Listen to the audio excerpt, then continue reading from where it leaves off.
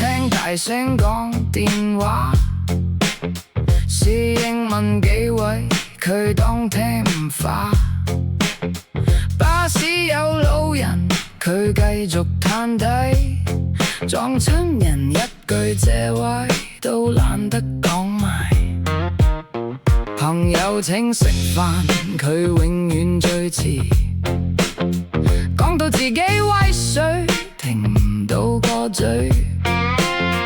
人哋講心事，佢笑住錄低，再轉頭當笑話四圍亂咁吹。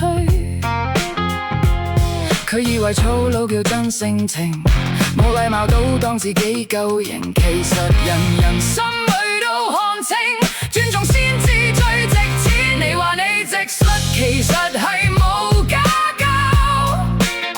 世界唔係圍住你轉動嘅跑道，開口傷人仲覺得自豪，最後剩低自己一個孤島。你話你真我唔使講禮數，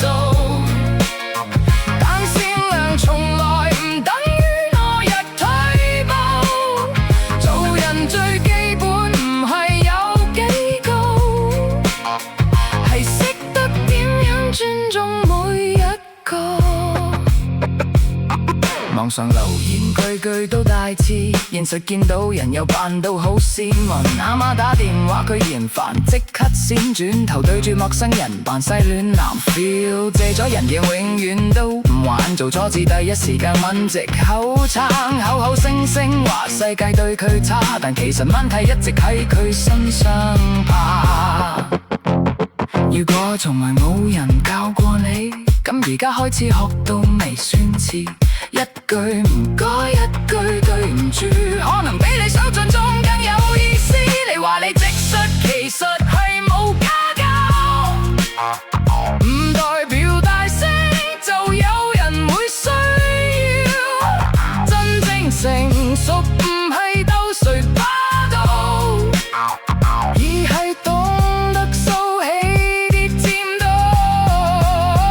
做人有本事唔靠踩別個，再風光都唔代表可以亂嚟過。有夠樣唔係扮高貴姿態，係心裏知道，人人都值得被善待。